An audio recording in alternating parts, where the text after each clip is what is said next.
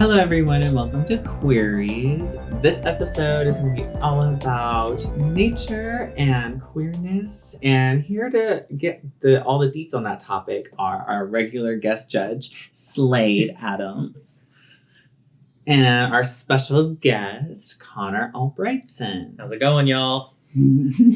So I just really wanted to get into the thick of it and how is nature healing for us? I get a lot of personal gratification coming from it, but I want you to tell us first. Yeah. So I would say that nature does this beautiful thing where it shows us exactly how we're supposed to be, and resting and shaking off our stresses, like dogs shake whenever they're done with a stressful situation. Mm-hmm. It shows us the patterns that we need to bring about, that bring about calmness and bring about their awareness. It heals me by showing me that imperfections are perfections, and knowing that while nature itself is not a perfect thing, like it grows in such different ways everywhere and is just diverse in itself, all of those are lessons for us to learn and understand that diversity doesn't look the same in every which way. It also heals me in the fact that when you touch grass, it literally does ground you to the earth, which is why people will say, just go touch grass. Sometimes texturally, people don't need grass. They need something else like cement or like concrete, or that's cement. That's the same thing, isn't it? I think cement makes concrete. Semen. If you need to touch semen, do that too. But there's just all of these different facets of nature and the things you could consider natural. And it shows humans that their science is not like the originator of the language. You know? I think of it as like a lot of therapy. Like when I go out to nature and I want to just clear my head, have no little distractions, just all trails, and that's it. It's my time to detox from my phone as much as possible, music, work, just responsibilities in general, and just take a second to clock out. Yeah. And just really surround myself with all the beautiful sounds and smells and beautiful landscapes that I can find. And I just find it so enticing. It's just like a little treasure hunt, and I'm off to find these cute little hidden gems everywhere. And so it really just makes me feel giddy when I find a waterfall, and it makes me want to cry because I'm oh my God, this is so beautiful. And I'm how many people have been here? Probably under 50. And so I'm just little places that I leave my mark, and my queerness has been here. It makes me feel happy. Yeah, the queerness is too real when we get in nature. Should be doing shit backwards. And forward. In, out, every which way. What about you, Connor? For me, I've always found nature very fueling to the sense of wonder, because I've always grown up as I'm a huge nerd. I've always grown up with media fantasy and video games, but all of those were inspired by exploration in some way. So when you actually went out to say a national park, or even just a farm on your parents' land, you would just want to go explore the area. And there's always just that fascination with you, say what Dylon said, finding a waterfall or going up a mountain and then realizing, wow, this is on our planet. We actually had the audacity to come and walk around and explore this area. Yeah. We actually have the courage to do something like that, because not a lot of people, they don't want to make that experience because it's a tough venture. It's very tough. Yeah. Do you ever think about how the trails were made in the first place? Sometimes, it does kind of make me wonder if did people just decide, you know what, I'm on the road, I see this patch of grass, I'm gonna go walk in it. I don't care who I'm trespassing on. There's professional trailheads that their whole career is to make walking trails. Oh, and it's a whole science. I watched a Vox video on it, and they have to survey the land, and then what ways can it be challenging, and then if it's too much, and then have to decide the hardness levels, and if it needs support to where it doesn't rot away. So there is supposed to be upkeep on them, but there's so many trails and this so many trails within the same trail. Like Yeah. people make their own, and then like it branches off. And you're like, which way is the right way? Mhm. And sometimes you just have to go on that instinct, and sometimes you wind up in new places, which can be fun. That wonder element. Yeah. Yeah, But no that wonder. kind of brings me back to what I was saying. It's like at the end of it all, when you've reached your destination or find something new, there's also that that achievement goes into it. It's like, I did it. I actually got to see this. This is something that's in my brain forever, and now you have a newfound love for nature and want to explore some more. Yeah. And just your self-confidence too, because like I can walk 12 miles and hike up all kinds of crazy shit And fall down. and incline over 1,500 feet and make it out alive. Yeah. My knees were buckling, my shins were splinting, and my toe was gone. I was She had escaped the shoe. Yeah, she had escaped the shoe and ran. And then Broke off somewhere. we probably lost 20 pounds as well. Oh yeah. All that water weight. Collectively for sure. But yeah, it's just a testament to your own talent and power. Like, wow, I can actually do it if I tell myself I can get through it. I had to take plenty of stops and water breaks, Oh yeah. but I found strength to just be like, no, I want to keep going and see what beautiful things I can find. Yeah. I think that one of the nice things about our recent trip, which for those of you who are wondering, we're talking about a specific trip that we literally just got back from yesterday. We went down to Beaver's Bend State Park here in Oklahoma, down in Hoochie Town. And it was a interesting rendezvous with nature. There was we did camping and we made our own campfire and like put up our own tent and like did that shit. Made hot dogs over the fire, all that.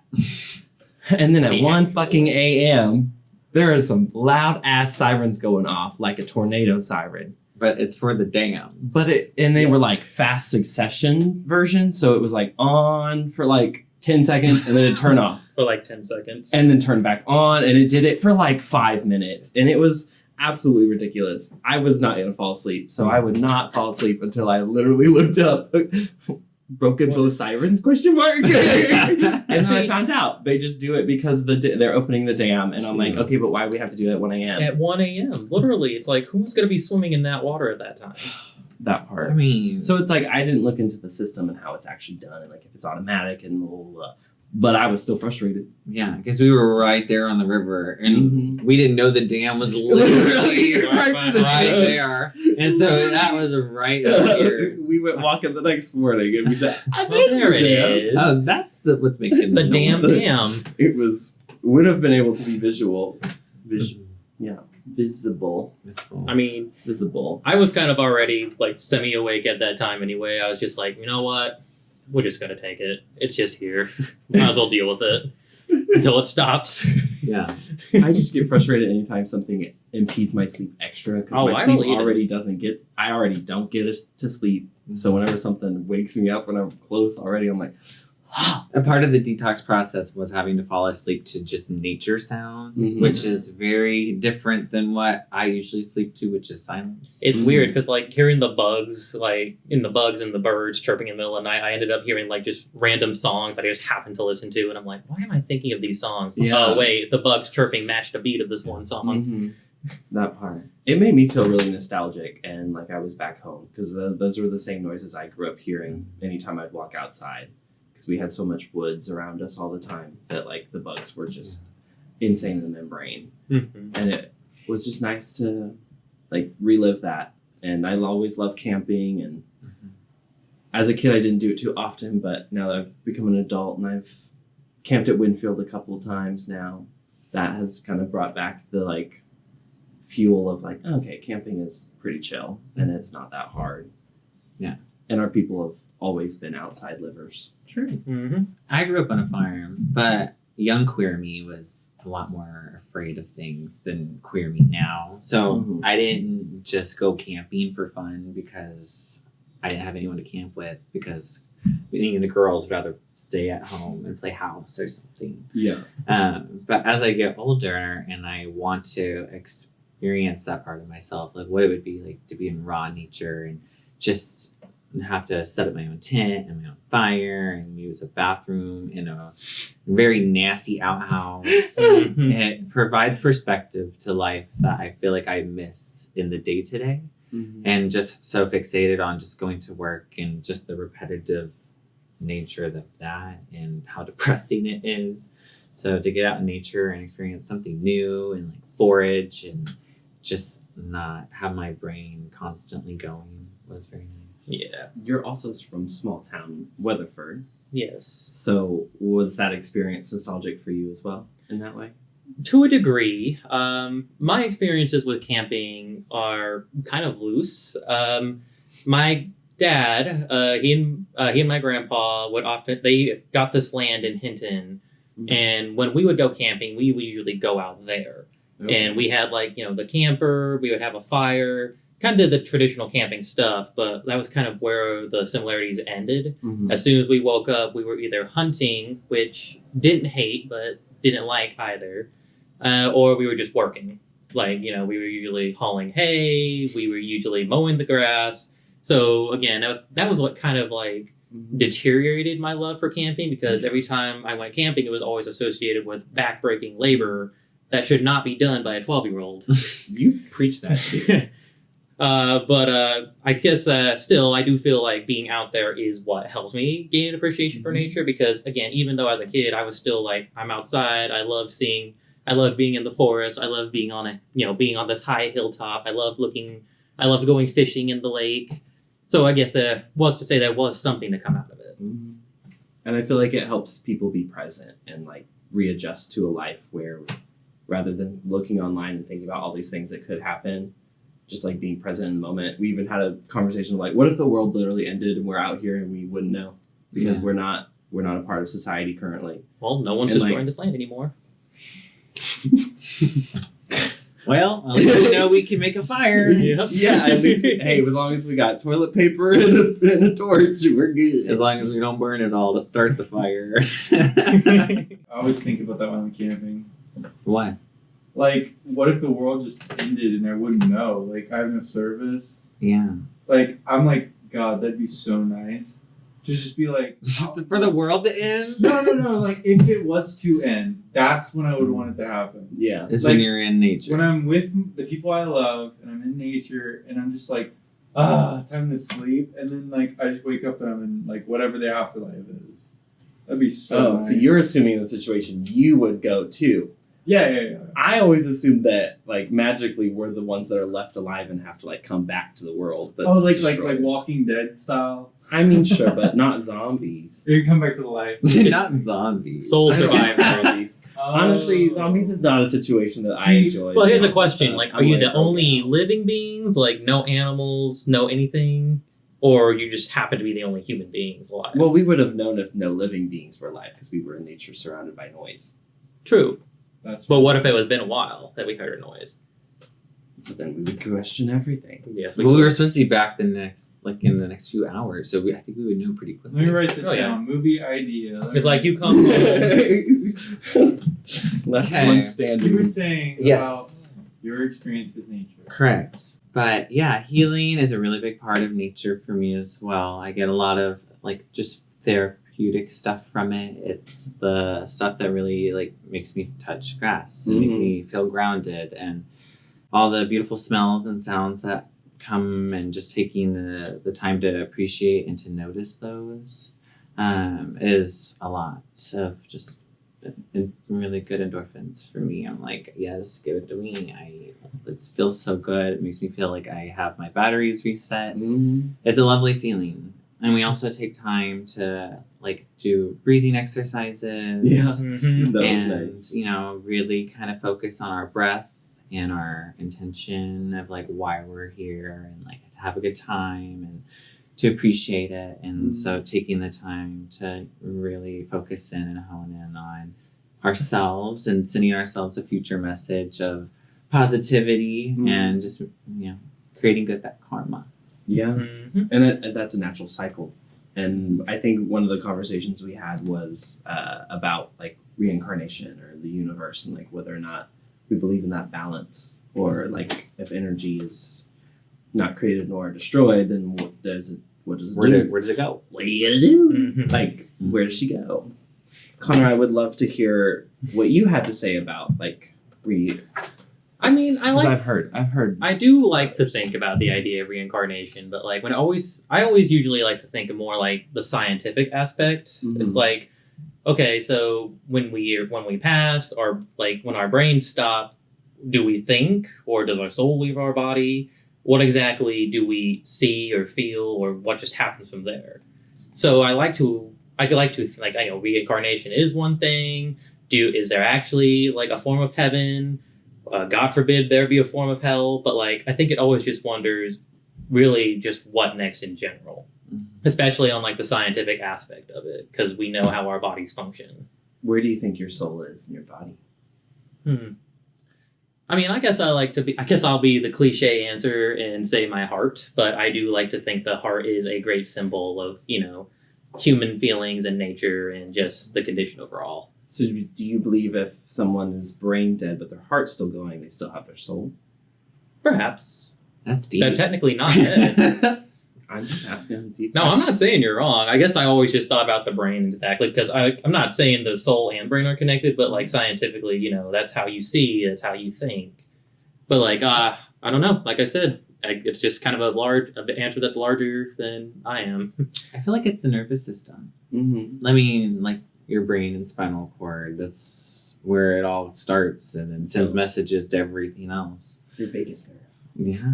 So just your whole aura, your whole being, just whatever you're made out of. Yeah. It all resonates and has its own unique things that it's supposed to do. Yeah. And I would agree with that because that is where like the energy I feel like flows through a body is through the nervous system. Yeah. And so if we're giving off an aura, maybe that's our energy like glowing through our bodies. Admittedly, this is I didn't really start getting into this kind of mindset up until I moved into Oklahoma City, and there was people with more open mindsets and more spirituality, and that was just something that I kind of started interacting with. So it's like these sort of things. It's like, well, I guess I never thought about them, but now's a good time to start, I suppose. Exactly. Yeah, because it's also a really good bonding experience for us because we've been on multiple trips together, not just like our trips, but our friends' trips, trips with other people included into them. But us three have been on plenty of trips, and one of them that was my favorite was when we did the Southwest and Absolutely. did like Albuquerque and the Grand Canyon and Zion and That was Canyonlands. That was my first time going out to that area of the nation, going out to like the mesa and the canyons, and it probably was like my favorite biome to visit because we got to actually interact with nature. We got to see different types of landforms and an environment that was not necessarily familiar to us. Yeah. There's a whole lot of different ones. Like the desert was very interesting, and then like the Rocky Mountains. Oh, yeah. And then like the thicker forest. But like all those different places and getting to go through there, and as a queer person, I was like just soaking up like every minute of it because I was like, self-healing, self-discovery. Like this is such a fun, amazing time. Like taking notes and like reflecting on like what my feelings are, and being able to give like a visualization like to my thoughts and my feelings and see that in nature, in like the rocks, in the trees, and just be able to give it life brings me so much happiness. Yeah. Like when we did the Narrows. Mm-hmm. Very Oh my beautiful. gosh. Mm-hmm. If you ever hiked Zion, highly recommend the Narrows. That was a whole spiel to get into. Yeah. It was so difficult just to get to the part where we hiked. But it was so worth it. It was really that whole wait was so worth it because, oh my God, it was breathtaking. I think for me, my favorite part was definitely wading through the water because one, I like water. I like to swim. Love Secondly, it's like you wanted to get immersed in nature. That's one way to do it. Like, you get to actually stick your feet in the water. You feel how cold it is. You actually get to hold on to the canyon walls as you're walking. So there's different textures. Mm-hmm. And, you had the sun beaming down on you. Yeah. It definitely was one of the most immersive hikes I've ever been on. Mm-hmm. And it was definitely one for the memory bank. Yeah. And that was a really great trip because it was the three of us and then Ty, and so it was very tight knit. We each kind of had our bunk mate, and so it was fun to just like have that little trip, the four of us, where it wasn't difficult to sleep somewhere. We even stayed in a tiny home up in little lofts, so that was so cute. Really it was honestly really easy staying there with four people. It really was. But it's because it was the four of us, and that's just easy. Yeah.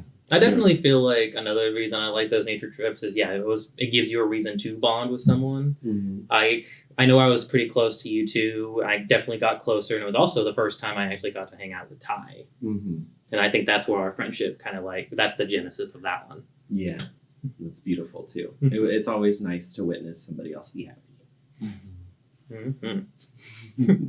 And luckily, at places like those, just spill it. Oh yeah. And you can collect it in buckets and just rain on me. Honey. Oh baby, when someone else is smiling, I'm like, I get all giddy when. And you just see everyone else's excitement around you, like so hyped to be ready to hike it. No one as hype as us, though, obviously. Oh yeah. Oh yeah. We're the hype squad. Everyone else like might crack a smile. I while we're defy out you here, like, to think that shitting. you're more hyped than we are. That part. You tell them. And me, I smile, and then I start chortling. And that makes everybody feel weird. Come on. Explain what that means. The chortle? Yeah. Yeah, please show us an example. Like that. I've never heard of chortling. Have you never heard that word? Really? But I'm okay with not experiencing it again. To me, chortle is that line of that old man's like, yo. That's Okay. chortle. I've always heard Is it. it like a or- gargle yardle? It's just a silly laugh. Or I can Chortle. cackle. cackle. Y'all know I can cackle when I want to. Or a chuckle. Or giggle. Or laugh. Or laugh. It's like you tee-hee. I do tee-hee. And hee hee hee hee hee. That's Slayde. Okay, oops. Well, I know. what'd you Slayde, say? you got a lot of laughs, and I love every Sorry. one of them. Anger came out, I guess. I don't know. Oops.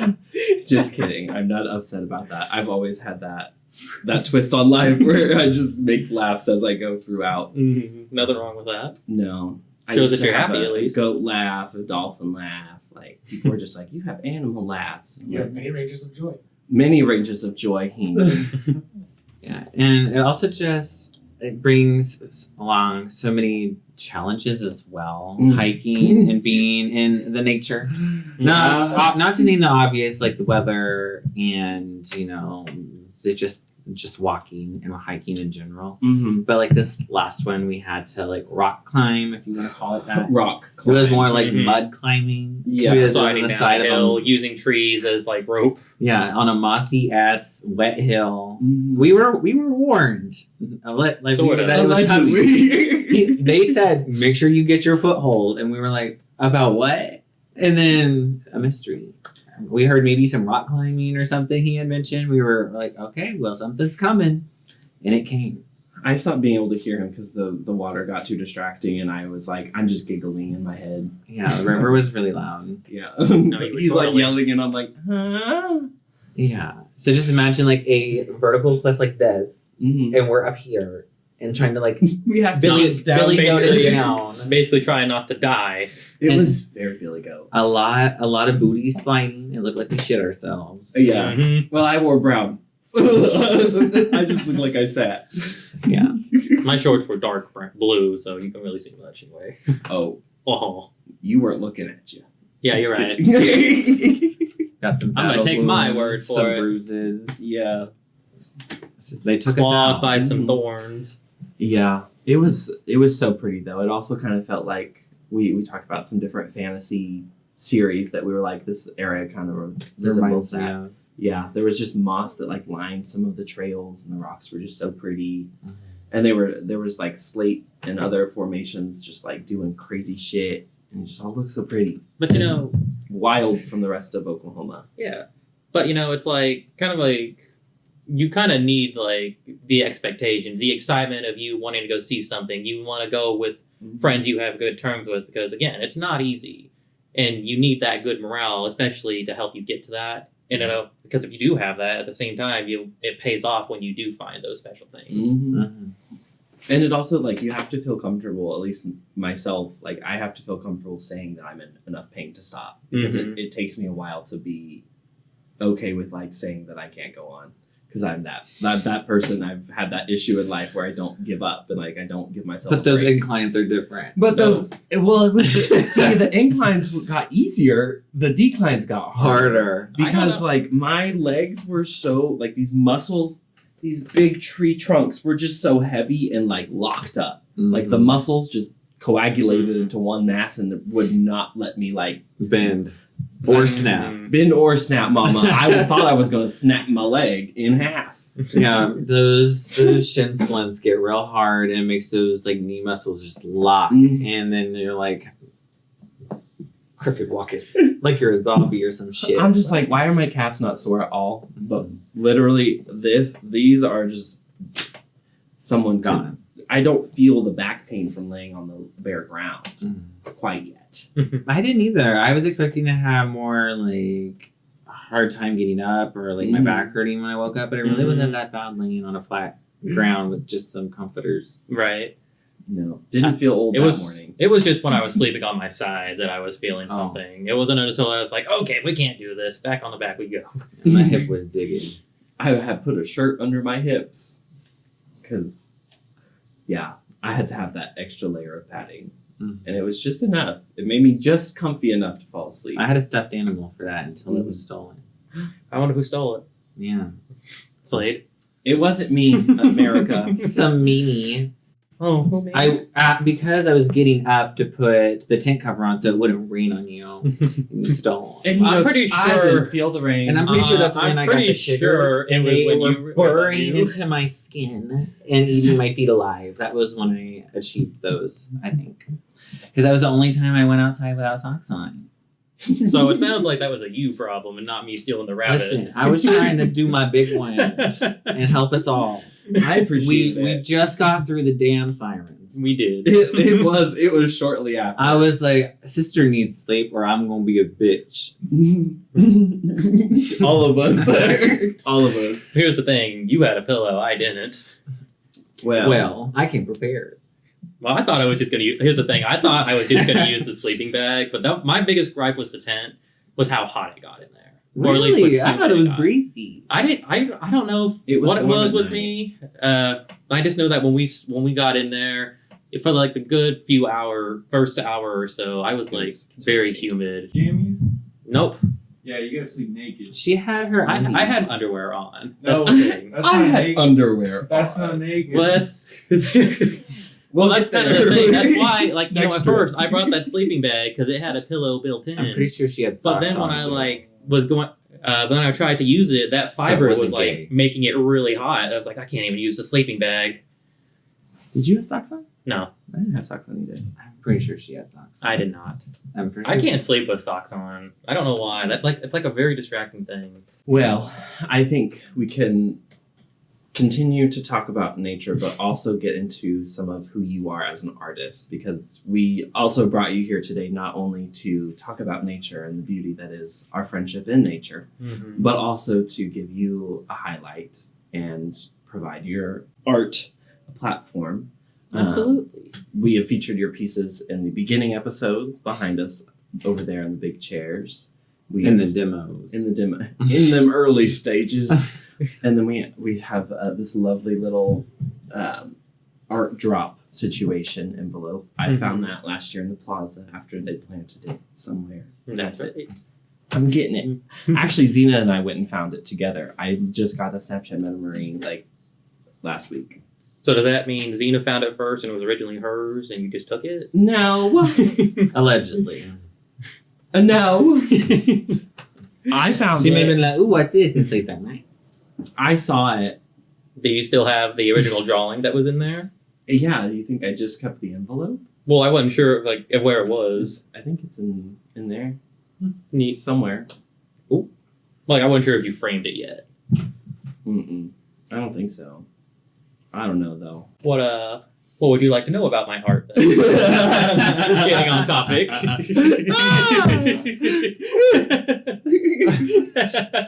Well, I know like you have a very specific style, and I know what a lot of your inspirations are, but I'd love for you to tell the people what inspires you, who inspires you, and what parts of nature inspire you.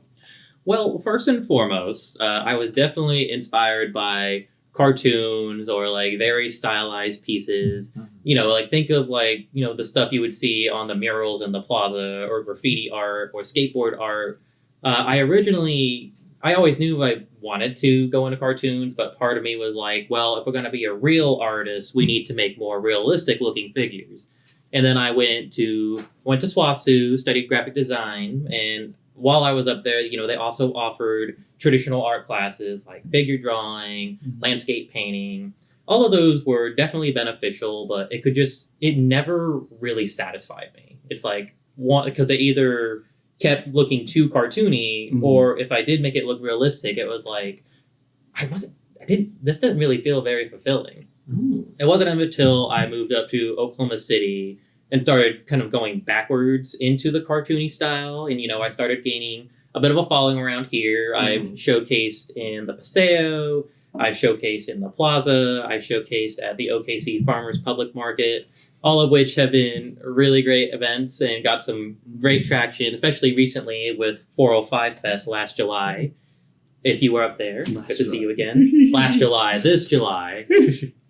Like 2 weeks ago. 2-3 weeks So ago. she's booked. 3 she's weeks busy. ago. Pretty Booked busy. and I'm going to be having a lot of stuff in September. Okay. But Including your birthday. including my birthday. As regards to what influenced me specifically, I've always really appreciated artists that use cartoony styles to their advantage and made it into a fine art.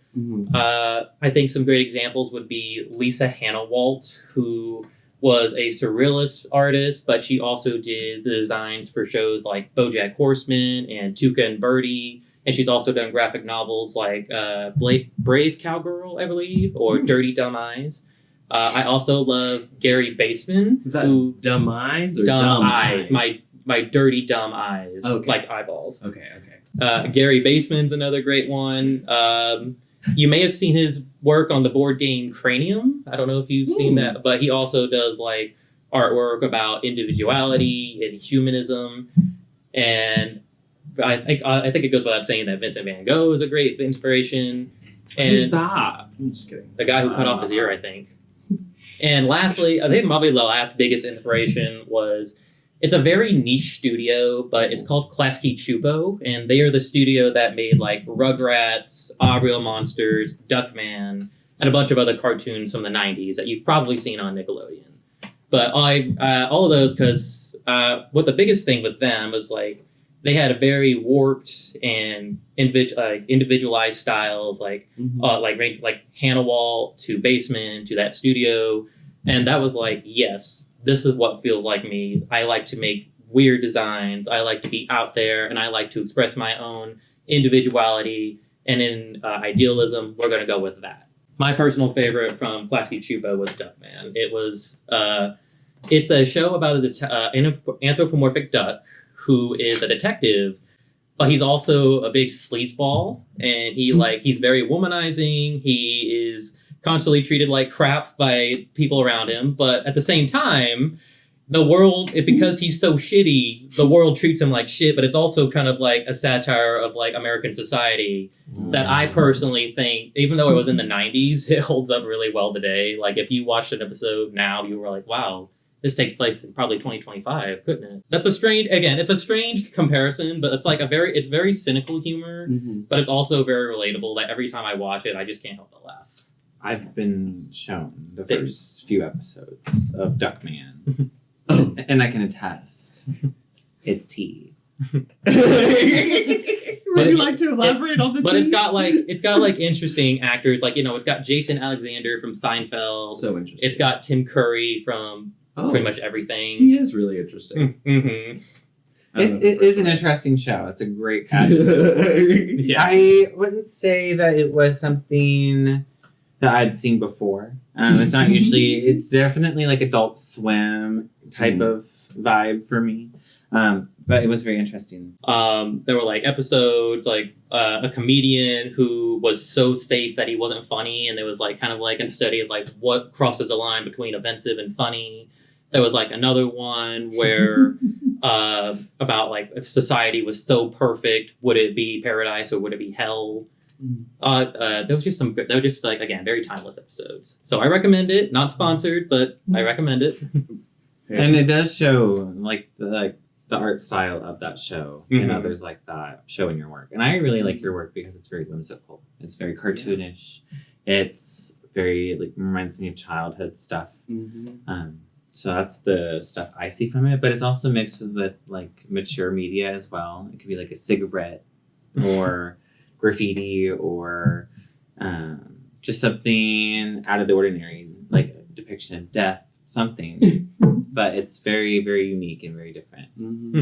I think, I mean, that's one of the big things that drew me to you was your whimsy and like your ability to see a different perspective so easily and like look at life in such a peculiar way. Yeah, I would definitely say my art is it's not cynical at all, or it's not even, I wouldn't even say it's like, say, political or anything. For me, it's more idealistic. Like, there are a bunch of artists out there who, you know, they showcase themes of like how society is falling or how no one is ever happy. Or if you are happy, you got to give up something.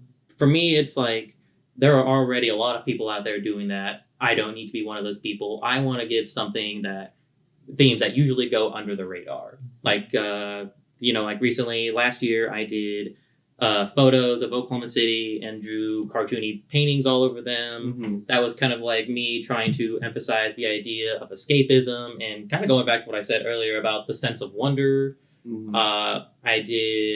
I'm working on a piece right now about individuality, where it's like a brick wall and like there's a crack in the wall, but then there's like a little cartoony cloud coming out, and there's like the bricks are painted realistically, but then the cloud is cartoony, and there's like juxtaposition between the two.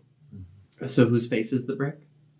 Whose face is the well, not really anyone in particular. It's actually that little cloud coming out. Think of it like a clown. There's a joke there, but I probably went right over my head. I could tell. That's okay. Ow. She's a brick. House. She's matty. Just letting it all hang out. She's a brick. House. We can't do more than 8 seconds of that. Copyright not infringed. Well, so, editor, only 8 seconds of the song, please and thank you. Well, getting back on track, I talked a lot about my art and its influence. You did? What? He said, "Let me come on the podcast. We'll steer the ship." Getting back on task. You gave me the opportunity. Don't blame me. Sister's taking control. She said, "I'd like to speak." Your floor. You did ask me. I did talk about my art a lot and its influences, but you also asked me how nature reflected in the art. I can definitely say that yes, nature was a big catalyst for some of my pieces. For me, there's something very intrinsically natural about when it comes to like just using nature or like just me interacting with nature. Like anytime I go out and draw or like use my sketchbook, I always go out to say Will Rogers Gardens or Myriad Gardens. Even if it's like a synthetic environment, there's just something very relaxing about it. I like to be in a very great environment, and that does translate into my artwork. There's usually a lot of nature imagery. Like even if it's not the main focus, I do feel like it's not complete unless I do add that sort of like a flower or shrubbery or vines. Or water, because everything. Yeah, but because again, that just feels a lot more akin to my identity as an artist. Even though I go with a very urban aesthetic, I like to find that balance and make sure nature gets that fill because it definitely is a big influence. Okay, yeah, and I think that shows up more and more in your work as time goes on too. Yeah, I think that being your friend for the last 3 years. or so. I don't actually know how long it's been. 2 years. 2 years. There we go. Just 2 years. I've seen the evolution of your art just since then. Like, you've had so many grand ideas that have changed, like, your idea of, like, what this art needs to look like. Yeah. And I haven't always been around artists and haven't always seen how they evolve so much through their art and through how they put out stuff. Yeah. And so being able to come to your showcases and see what other art you make, like even live, like I wouldn't have thought to make what you were making. Like, that's the cool thing, is that seeing an artist do their art, it's like, oh my God, I'm seeing into your mind right now because you're painting something that you are the only one who would paint this. Yeah. And it's always beautiful. Well, that means a lot. I appreciate that. Yeah. I think I was kind of lost my train of thought, but I think at the very least, when it comes to that balance of finding urban and nature, I think like one of my good examples is, I do like, one of my symbols is a tulip that has an eyeball in it. And maybe that's not like urban specifically. It's definitely not something that would be out of the ordinary in like a skate shop. But for me, I think that's like a great part of my identity. It's weird art, but at the same time, what my influences would be. Yeah. And it's very easy to tell. Yeah. I should have brought my water bottle so I had an example of it, but I'm sure our guests would figure it out soon. Well, you'll be plugged. You can plug yourself as many times as you'd like. So this isn't a good time. Give yourself Go your Etsy shit. You can follow me on Instagram at conartist, CON artist, CSA. And do you have a shop where people can buy things or commission? Yes. I am on Etsy. It uses the same tagline. My website at the moment is kind of a little wonky because I'm using Wix, the free version, but it is conartistcsa.wixsite.com. Okay. And that is where you can see my bio, you can see a portfolio of all my work, you can see a link to my shop, and you can even see where I will be located in the coming weeks. Like I said, this fall I'll have a lot of things. You can see I'll probably be announcing and name dropping them here in a bit, but I will have a complete list really soon. Period. And get us that list. We'll make sure we get it posted. Let's see. Off the top of my head, I will be at Pancakes and Booze, which is a national contemporary art show.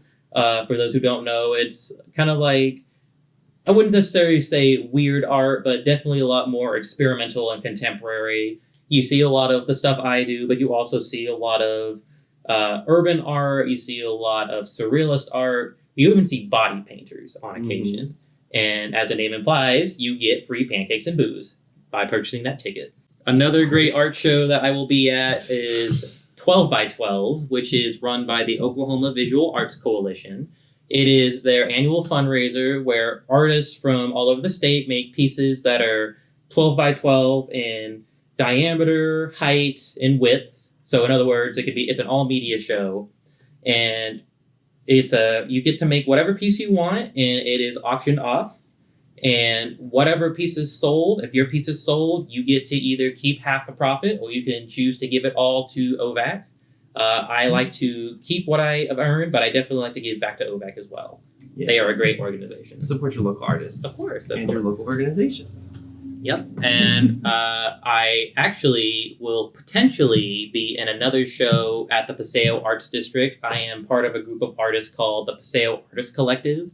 It's a group of local Paseo artists, and we kind of do like fun experimental pieces. I can't really necessarily go into detail right now. It's classified. But I know that it'll be very fun. Last year, we did something, we called it Artophone, and it was what they described as the artist's interpretation of telephone game. Well, you would say something and it would go all the way around. Okay. But this time we would take, they took a piece or a painting or a picture, and they would try to recreate that picture in their style. So like if one artist got the picture, they could recreate it as realistically as possible, or they can add whatever they want to it. Once they're finished, they pass that on to another artist. They can recreate it or add something different. And it was kind of just to see how close could we get to the original painting. I was not close at all. What it was, the picture originally was a picture of the Paseo Street. And somehow I ended up doing a giraffe. Just a giraffe. Oh, is that the one that went up in the thing that got sold? That's right. Nice. So the story behind that, how I got the draft was the project was kind of taking a while, so they split it up into 2 groups, and one of them was an artist that liked to do animals, so they still stuck with the Paseo design, but then it kept kind of going. Just the animals just ended up becoming the main focus, and when it came to me, it was like this comic book style frame where it was like separate sections that were colored off, and it was a draft silhouette. And I just looked at that and I was go, yeah, I'm not just doing a silhouette. So I just decided to do a full on draft that was just poking out of that frame. Someone really liked it and it sold. Gee. I think that's another great example of, nature being an influence. Like whether you like it or not, you just are associated with it and you could use it to your advantage. Yeah. I mean, nature shows us so many different things, and art being one of those as an inspiration, because animals look different. They're like, they're variety in just like shape and size and pattern and all of those things. Texture. They get all this art in itself. Yeah. I mean, that we look at ourselves as humans, and we are art ourselves as well. I mean, it's a whole beautiful thing if you take the steps back and actually want to look at it as people, as an art form, rather than what we are, meat sacks. Yeah. I think the last comparison I could make off the top of my head about nature and art is definitely, it comes down to the colors I use. You guys know that I like to use very bold, and I like to mix colors I can. I definitely do feel like going out into nature inspired that, because when you go outside, it's not just like 2 or 3 colors. It's like a whole cavalcade of like billions and billions of colors. Come on, word.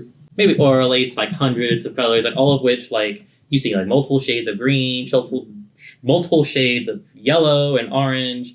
And when it came down to that, it's like whenever you're sketching or shading, it's like, okay, one person will use one shade of orange and then maybe a darker shade of orange to shade.